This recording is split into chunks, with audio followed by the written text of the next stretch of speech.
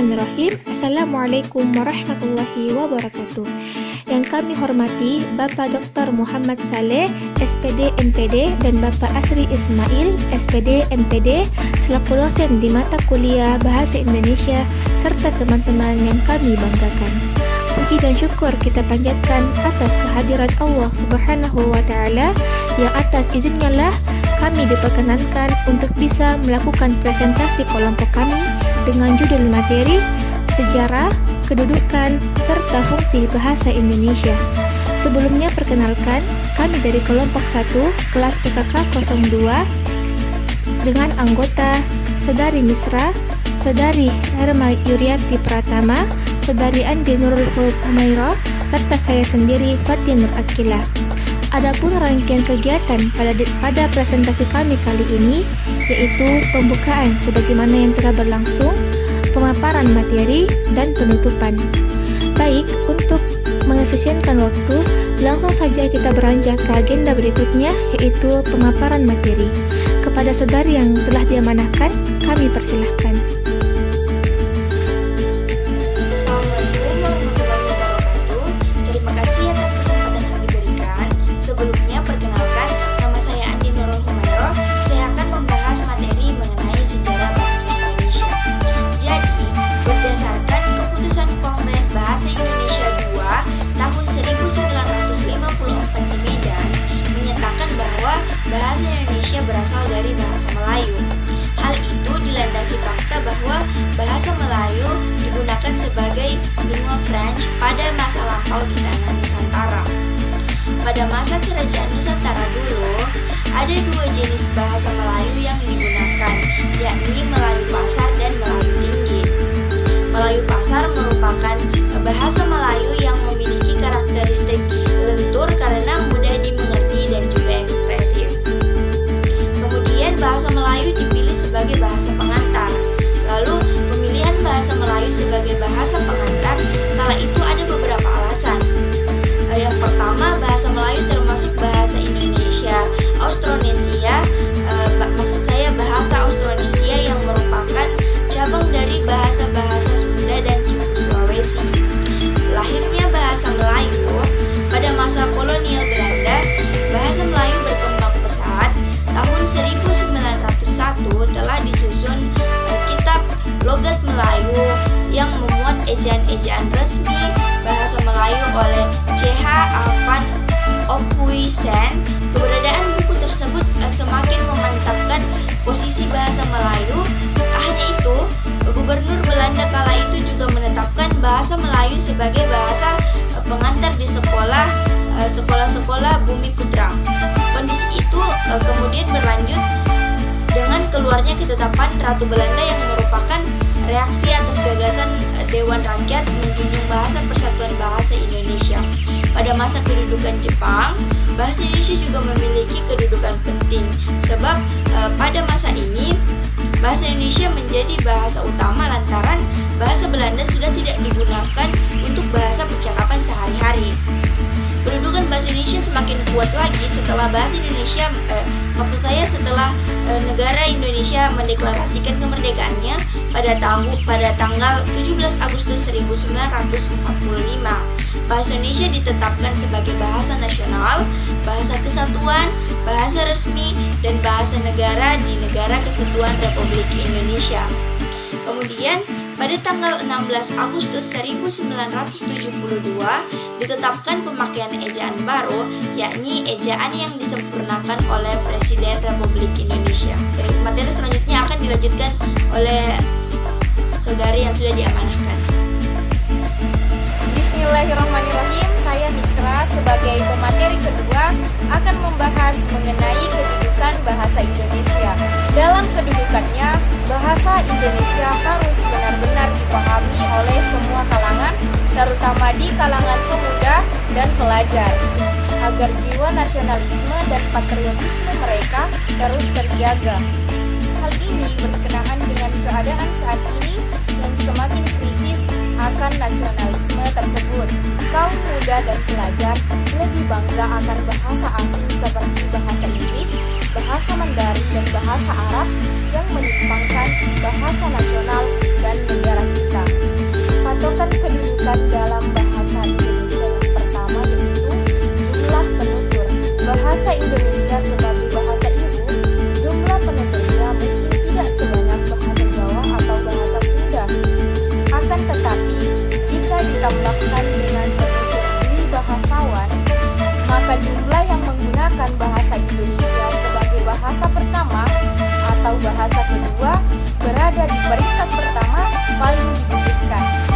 Patokan yang kedua yakni luas penyebaran, jelas menempatkan bahasa Indonesia berada di baris depan. Sebagai bahasa kedua, pemancarannya dapat disaksikan dari ujung barat hingga ujung timur dan dari pucuk utara hingga batas selatan negeri kita. Patokan yang ketiga yaitu sebagai sarana ilmu, seni sastra, dan pengungkapan budaya, menunjukkan bahwa bahasa Indonesia benar-benar menjadi satu-satunya wahana yang digunakan dalam penyampaian ilmu pengetahuan. Materi selanjutnya akan dipaparkan oleh Saudari Herma Yuniarti Pratama. Selanjutnya, saya sebagai pemateri yang terakhir, saya akan membahas fungsi bahasa Indonesia, di mana fungsi bahasa Indonesia dibagi menjadi dua bagian. Yang pertama, fungsi bahasa Indonesia sebagai dasar jiwa nasionalisme, dan yang kedua, fungsi bahasa Indonesia sebagai bahasa negara. Yang pertama, fungsi bahasa Indonesia sebagai jiwa nasionalisme dibagi menjadi 4 bagian. Bagian A, lambang kebanggaan kebangsaan, di mana mencerminkan nilai-nilai sosial budaya yang mendasari rasa kebangsaan. Atas dasar kebanggaan ini bahasa. Bahasa Indonesia harus terus dijaga, dipelihara, dan dikembangkan, serta rasa kebanggaan pemakainya senantiasa kita bina. Bagian B, lambang identitas nasional. Bahasa Indonesia tentulah harus memiliki identitasnya sendiri, sehingga serasi dengan lambang kebangsaan yang lain. Bahasa Indonesia memiliki identitasnya sendiri apabila masyarakat pemakainya, terutama kaum muda dan pelajar, membina dan mengembangkannya sedemikian rupa sehingga bersih dari unsur-unsur bahasa lain. Bagian C, alat perhubungan antar warga, antar daerah, dan antar budaya, di mana memiliki peran yang vital di masyarakat umum dan nasional. Berkat adanya bahasa Indonesia, masyarakat dapat berhubungan satu dengan yang lainnya sedemikian rupa, sehingga kesalahpahaman sebagai akibat dari perbedaan latar belakang sosial budaya dan bahasa Indonesia tidak perlu dikhawatirkan oleh masyarakat. Bagian D, alat pemersatu suku budaya dan bahasanya. Maksudnya bahasa memungkinkan keserasian di antar suku tanpa harus menghilangkan identitas kesukuan dan kesetiaan kepada nilai-nilai sosial budaya. Selanjutnya, yang kedua, fungsi bahasa Indonesia sebagai bahasa negara. Dibagi lagi menjadi 4 bagian. Bagian A, bahasa resmi kenegaraan. Maksudnya bahasa Indonesia dipakai di dalam kegiatan-kegiatan resmi negara seperti upacara peristiwa dan kegiatan kenegaraan, baik bentuk lisan maupun dalam bentuk tulisan. Bagian B, bahasa pengantar dalam pendidikan, memiliki fungsi vital di dunia pendidikan Nusantara ini, mulai dari taman kanak-kanak hingga perguruan tinggi di seluruh Indonesia, kecuali pada daerah tertentu yang masih menggunakan bahasa daerah seperti daerah Aceh, Batak, Sunda, Jawa, Madura, Bali, dan Makassar, tetapi sampai tahun ketiga sekolah dasar. Bagian C, alat perhubungan dalam tingkat nasional. Dalam hal ini, bahasa Indonesia bukan saja dipakai sebagai alat komunikasi, timbal balik antar pemerintah dan masyarakat, dan bukan saja sebagai alat perhubungan antar daerah dan antar suku, melainkan juga sebagai alat perhubungan di dalam masyarakat yang sama latar belakang sosial budaya dan bahasanya. Bagian D yang terakhir, alat pengembangan kebudayaan, ilmu pengetahuan, dan teknologi. Di dalam hubungan ini, bahasa Indonesia adalah satu-satunya alat yang memungkinkan kita membina dan mengembangkan kebudayaan nasional sedemikian rupa sehingga bahasa Indonesia memiliki ciri-ciri identitasnya sendiri yang membedakan dengan budaya daerah lainnya. Itulah tadi pemaparan materi dari kelompok kami. Adapun kesimpulan yang bisa kami ambil yaitu bahasa Indonesia adalah bahasa resmi di negara Indonesia. Bahasa ini berasal dari bahasa Melayu yang termasuk dalam rumpun bahasa Austronesia. Sebelum kemerdekaan, bahasa Melayu digunakan di Kerajaan Sriwijaya dan Kerajaan Melayu di Jambi. Setelah itu, bahasa ini menyebar dengan cepat dan meluas bersamaan dengan penyebaran agama Islam di Nusantara. Bahasa Indonesia menjadi bahasa yang digunakan di Indonesia setelah terjadinya peristiwa Sumpah Pemuda pada tanggal 28 Oktober 1928 yang tertulis dalam Ikrar Sumpah Pemuda ketiga yang berbunyi, "Kami putra dan putri Indonesia menjunjung tinggi bahasa persatuan bahasa Indonesia."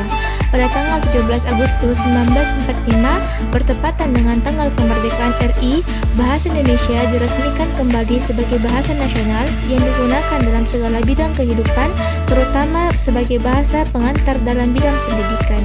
Itulah presentasi kelompok kami. Wassalamualaikum warahmatullahi wabarakatuh.